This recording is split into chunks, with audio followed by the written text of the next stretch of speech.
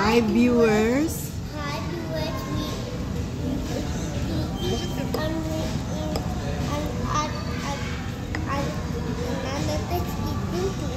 and hi viewers. This name Ayah Dayoyuka and see you in the next video.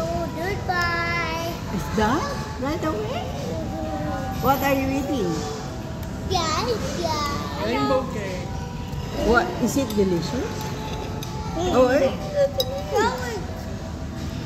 this is what they're eating now. Yeah.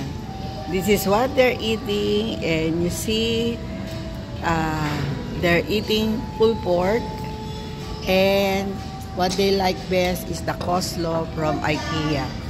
So, ito mga gawa ng mga retirees, nanginginain. Bibil tayo ng hilaw. We will cook at home like that. We have at home. Bili lang tayo. Want a bite? One bite. This is a good one. One bite.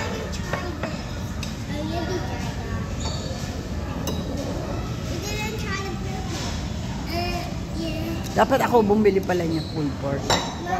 20% off. Every Tuesday, may 20% off dito sa IKEA. Kaya siguro mas maraming seniors ang kumakain dito. But not so busy today.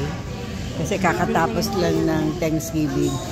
Pero kami nandito kasi nga, itong mga bata, gusto lang nilang lumabas. At off yung aking anak na nag-drive sa amin dito sa IKEA. So, this is all for now. So, ito yung sample ng IKEA. Parang ano to, parang snack place, restaurant nila. So, maganda. Less people. Pero pag Sunday talagang pumipa. Oh, bye for now. Si Au Lucas to, ng Langley BC Retirees.